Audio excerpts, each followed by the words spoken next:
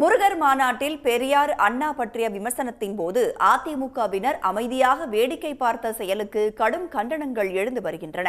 திராவிடத்திற்கும் அதிமுகவுக்கும் சம்பந்தமில்லை என்பது இதன் மூலம் அம்பலமாகி உள்ளதாக திமுக எம்பி கனிமொழி சாடியிருந்த நிலையில் அதிமுக மட்டுமே திராவிட சித்தாந்தத்தை பேசி வருவதாக அக்கட்சியின் முன்னாள் அமைச்சர் ராஜேந்திர பாலாஜி விளக்கம் அளித்துள்ளார்.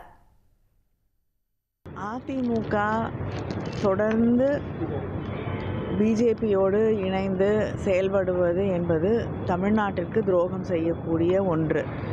அதே நேரத்திலே இன்னும் ஒருபடி மேலே போய் பெரியாரையும் அண்ணாவையும் அவமானப்படுத்தக்கூடிய ஒரு இடத்திலே அவர்களும் இருந்து அந்த நிகழ்ச்சியிலே கலந்து கொண்டிருப்பது அவர்கள் உண்மையிலே யார் என்பதை திராவிட இயக்கத்திற்கும் அவர்களுக்கும் எந்தவித சம்பந்தமில்லை என்பதை தெளிவாக மக்கள் உணர்ந்து கொள்ளக்கூடிய அளவிற்கே எடுத்துக்காட்டுகிறார்.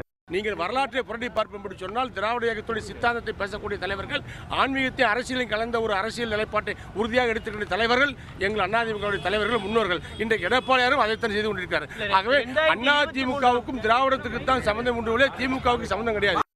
கூட்டணி என்பது வேறு, கொள்கை என்பது வேறு. கொள்கை ரீதியான கொள்கை என்பது அதிமுகவுக்கு வந்து வேட்டி மாதிரி, கூட்டணி என்பது துண்டு மாதிரி அண்ணா சொன்னது போல.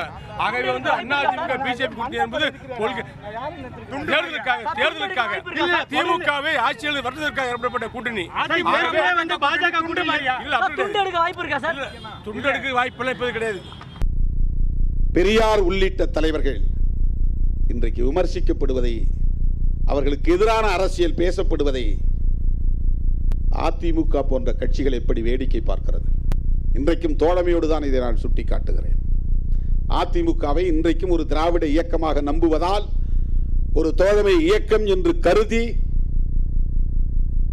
இதை நான் முன்வைக்கிறேன். ஜெயலலிதா அம்மையார் பார்ப்பன சமூகத்தில் பிறந்தவர்தான். அவர் வெறும் தேர்தலுக்கான பிரச்சாரமாக செய்யவில்லை, உளப்பூர்வமாக சொன்னார். பாஜகவிடம் நாங்கள் ஏமாந்து விட்டோம், மோடியிடம் நாங்கள் இனி எந்த காலத்திலும் உறவு வைத்துக் கொள்ள மாட்டோம். அவர் சொன்ன வாக்குறுதியை நிறைவேற்ற வேண்டாமா?